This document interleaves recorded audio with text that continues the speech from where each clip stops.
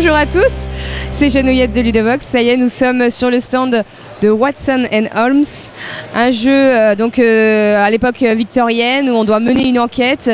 Alors je sais que vous pensez peut-être à Sherlock Holmes détective conseil. En fait, ça n'a pas grand-chose à voir puisque certes il y a des scénarios qui ne sont pas rejouables, mais c'est pas du tout coopératif. Je suis avec Raphaël de Ludonova qui va nous en dire un petit peu plus. Alors pour vous dire un peu le succès du jeu, il est sold out depuis hier. Il restait quelques boîtes de personnes qui ne l'avaient pas encore récupéré, qui l'avaient précommandé et qui ne sont pas passées. Du coup, là c'est fini, il n'y en a plus. Oui, c'est ça. Tout est parti. Oui, tout est parti. Ben, en fait, je crois que c'est la dernière qu'a pris mon partenaire. Ah non. Bah voilà, ça y est, la dernière boîte est partie. Bon, en direct, voilà. Donc, est-ce que tu peux nous parler juste de 2 minutes de Ludonova pour qu'on situe un petit peu? C'est une maison d'édition espagnole. Elle est espagnole. C'est notre premier jeu produit par nous-mêmes. Avant, on avait des licences avec Eckerspiele, Cosmos, Pegasus Spiel. Mais notre intention était surtout de commencer à développer nos propres jeux. Et on a commencé par Watson & Holmes. Ça commence plutôt bien, on dirait, pour vous? C'est pas mal. Alors, comment ça marche, Watson & Holmes? C'est un jeu de déduction compétitif. Beaucoup de personnes nous demandent si c'est pareil à Détective Conseil. Je dis que non, c'est pareil parce que c'est un jeu de déduction. Et évidemment, quand tu résous un cas, c'est fini. Mais à part ça, c'est totalement différent. Et on a condensé, disons, des histoires originales, on les a condensées, et on les a divisées en cartes. Et c'est le schéma que vous pouvez voir sur la table. C'est l'organisation des différents lieux, c'est des piles de cartes, c'est ça? De cartes avec des paragraphes dessous. Ces paragraphes contiennent les pistes qui peuvent être utiles ou non, c'est à vous à voir. Et c'est ce qui nous servira pour résoudre chaque enquête. Donc à son tour, on a son petit jeton personnage et on va essayer d'aller quelque part. Comment ça se passe? Oui, à son tour et en sens horaire. Commençons par le premier joueur, on place son pion et ainsi de suite, jusqu'à ce que tout le monde l'ait placé. Et une fois que tout le monde l'a placé, la phase de visite prend fin. Donc là, on arrive. Précisément, ils sont sur la phase de visite. Et une personne va résoudre en plus, parce qu'il est allé au 221B. C'est le pion jaune, comme vous voyez là. Parce que cette carte contient les solutions.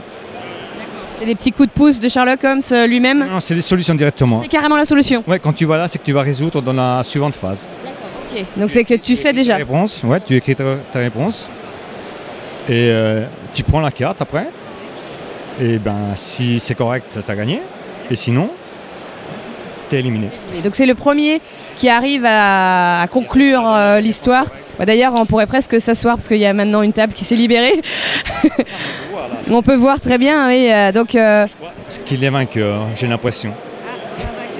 Ouais. Donc, si jamais plusieurs personnes veulent aller au même endroit, au même moment, qu'est-ce qui se passe? Hors le 221B, où il peut y avoir plusieurs pions, donc plusieurs personnes peuvent résoudre en même temps. Le reste des cartes de lieu, il ne peut y avoir qu'un pion dessus. Donc il y a un petit système de surenchère. C'est pour ça qu'on a les chariots. Si tu vas sans rien à cet endroit, tu y vas à pied. Mais si tu vas avec des chariots, ça veut dire thématiquement que tu vas plus vite. Tu arrives avant que l'autre personne, tu le déplaces. Donc j'imagine qu'on commence la partie avec un certain nombre de jetons chariots. Normalement 10 jetons chariots que tu dois administrer. Parce que ça ne sert pas qu'à ça. Tu peux les utiliser aussi pour appeler Holmes et Watson, qui sont cachés là-bas. Ah, ils sont cachés là, ouais. Je vais les bouger un petit peu. Ok. Ouais. Donc c'est deux tuiles où on peut avoir des indices? Non. Je sais pas. Hein. Non, Watson, ça nous aide basiquement à qu'une personne lise sa piste en voix haute. Et Holmes, notre enjeu, que quand une personne est éliminée. Dès ce moment, tous les joueurs peuvent choisir à n'importe quel moment un des joueurs éliminés.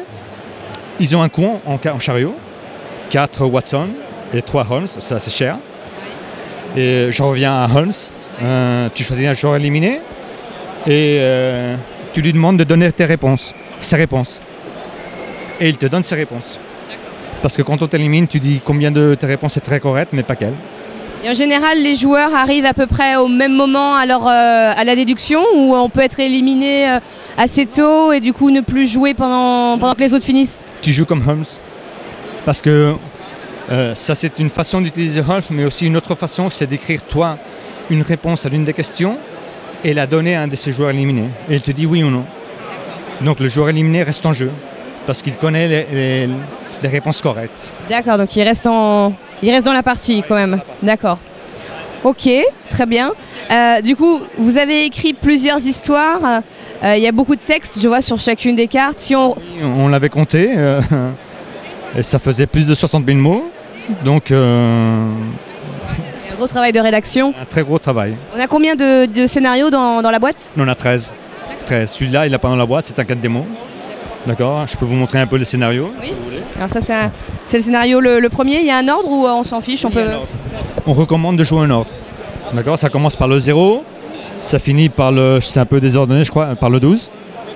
D'accord. Au niveau de difficulté. D'accord, parce que les numéros plus bas, c'est les plus faciles, les numéros plus hauts, c'est le plus difficile. C'est indiqué par le nombre de pipes les plus difficiles. D'accord. Et disons les intermédiaires, c'est 2 pipes. D'accord. Et le petit flashcode, ça permet? Ça permet de, si vous ne voulez pas lire l'intro, ben, vous le scannez avec votre téléphone ou votre tablette et il y a un audio. On peut entendre. Et tous les joueurs l'écoutent à la fois. Sans que quelqu'un doive lire. Et donc si on retourne plusieurs fois au même endroit, on n'a pas les mêmes infos. C'est ça qui m'intrigue.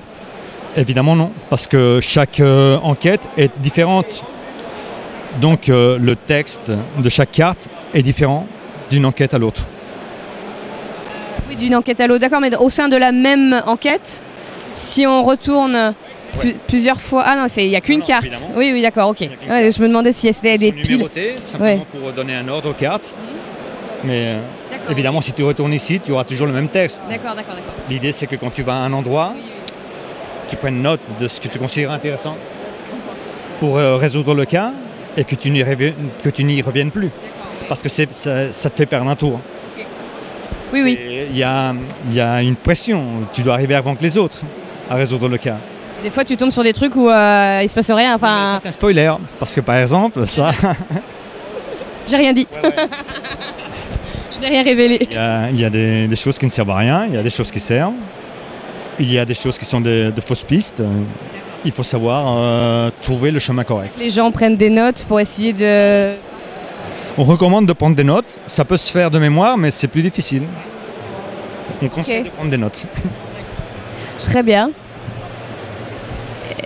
Ah là oui, à partir de quel âge on me demande, c'est ça? On a mis 12 ans, minimum. On avait pensé à 14, on a baissé un peu. Mais il faut comprendre. Hein.